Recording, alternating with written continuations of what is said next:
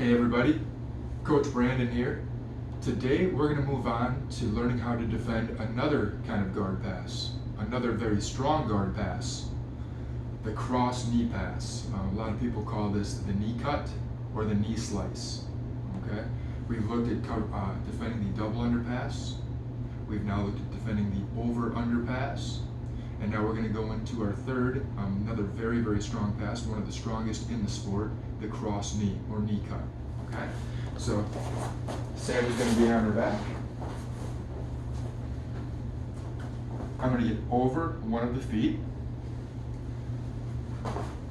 I go to control the hips right here. This is typically the first step, is getting to this position. Okay? Sandy, can we rotate? We end up here in this split squat position where I'm squatting over one of Sammy's legs. One of my legs is retracted and I'm more over it. The other leg is stretched out and extended. So my legs are split asymmetrically and I'm squatting over Sammy's leg. Hence the term split squat. Now with the split squat position, your partner will typically use their right arm to keep the left leg out. So if Sammy tries to bring the left leg to the inside position, I'm able to use my right elbow connected to my body to keep it out. So the split squat allows us to control the hips, the first start of the pass. Then ultimately I need to progress up to controlling the head and the shoulders. In the over-under pass, or the double under pass that we previously learned, I control the hips first with my upper body, with my arms in some way, with my head and shoulders in some way. Now with the cross knee pass, I'm controlling her hips with my right knee in this near hip here, and then my right hand in the far hip. So I've lowered and it's getting my lower body involved in controlling the hips. Once we control the hips, then we have to progress up toward the head. This is the same story with most guard passes. So from here, from the split squat, I need to get up and control Sammy's head. I can do this through direct forms of control, where I might take a crossface. This is a very direct form of control of the head. I could do this with indirect control, with this lapel grip. Now, I don't actually have the head, but I control the head indirectly because of this grip on the lapel. Okay, I've anchored myself up to the head. That's the grip we're going to go with today. I grab this lapel, and I'm going to grab this sleeve, either the cuff or the elbow. Now I can pull up on the sleeve, push down on the shoulder and lapel, and I can knee cut through. Now from here, it's just a matter of getting the knees to turn away from me and taking top position. Okay.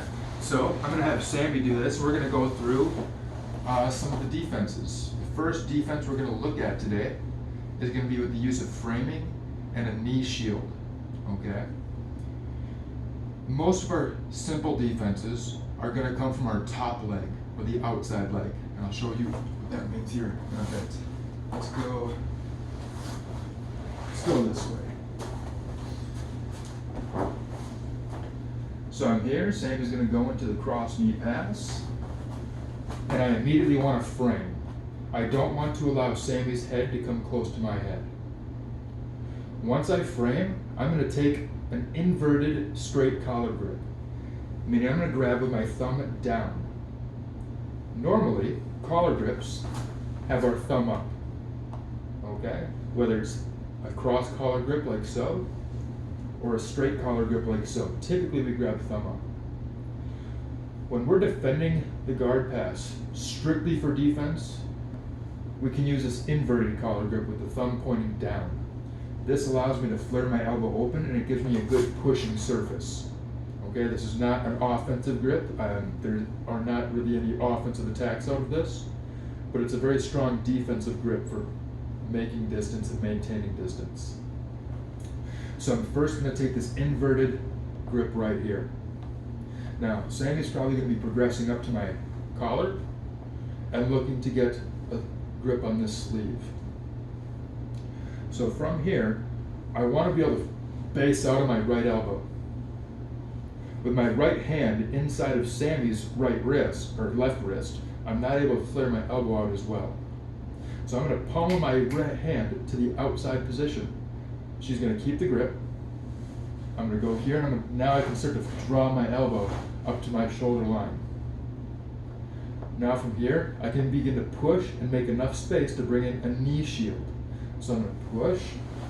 I bring my knee in front from here, and she's probably going to be pressuring it a little bit yet with the hips. With the hips, perfect.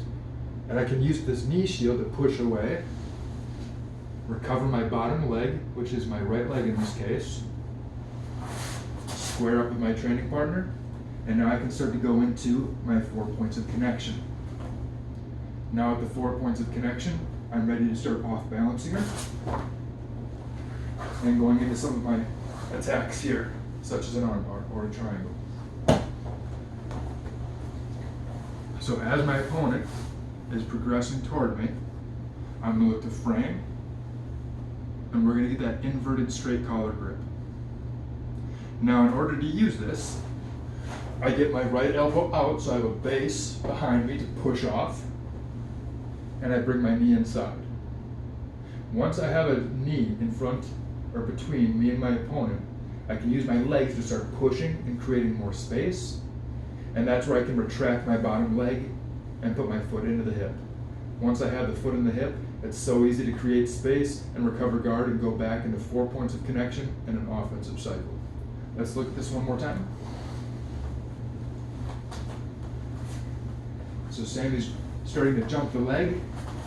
I immediately start framing so she can't come in chest to chest. I'm going to get this straight collar grip here, and she's probably going to be, again, looking to grab my lapels and my sleeve. Now from here, I'm going to pummel my hand to the outside, put my elbow on the mat, and I'm going to look to bring in a knee shield. Now, if she's lower on her hips, like drop your butt to your heel, yep, there we go. This is where I might not have room to bring in a knee shield. Okay, so I might have to push her back a little bit first, or I might have to move my own body where I shrimp to make space to bring in a knee shield. Once I have a knee shield in place, now I can begin to use my knee shield to push away, and I can start to retract my bottom leg, and now I can come up into my 4 points of connection, or here, and we can start getting ready to go in towards sweeping action.